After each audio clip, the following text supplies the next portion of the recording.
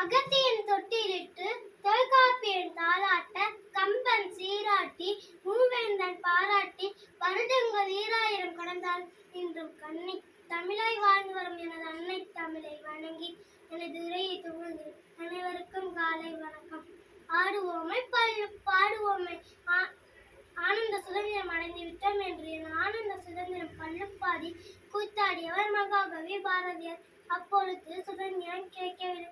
சுதந்திரத்திற்காக போராடிய நம் வீர முன்னோருக்கு அத்தனை திடமான நம்பிக்கை சுதந்திரம் அடைந்தே தீர்வோம் என்று அந்நிய ஆதிக்கத்தை எதிர்த்து நம் முன்னோர் விடாப்பிடியாக போராடியதன் விளைவே இந்த 78வது சுதந்திர தினம். பேச்சுரிமை, எழுத்துரிமை, வாழ்வுரிமை என அத்தனை உரிமைகளோடு நான் இன்று வாழ ஆயிரக்கணக்கான ஜாதிகள் தன் கண்ணீரையும் செந்நீரையும் செலுத்தி இருக்கிறார்கள்.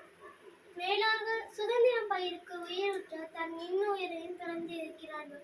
மேலோர்கள் நெஞ்சையில் வீழ்ந்து கிடப்பதும் நூலோக சக்தியால் நோவதும் காண்கில்லையோ என்ற பாரதியார் மனம் வருத்தி பாடும் வரிகளே படிப்பல வீரர்களும் தலைவர்களும் கொடுமைக்கும் சித்திரவதைக்கும் ஆளானார்கள்.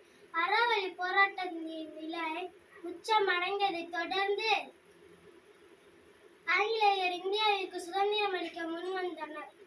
இந்திய சுதந்திர அறிக்கையினை வெளியிட்டவர் ஆங்கிலேய கவர்னர் ஜெனரல் மவுண்ட் பேட்டன். அதன்படி இந்தியா 1947ஆம் ஆண்டு சுதந்திரம் அடைந்தது.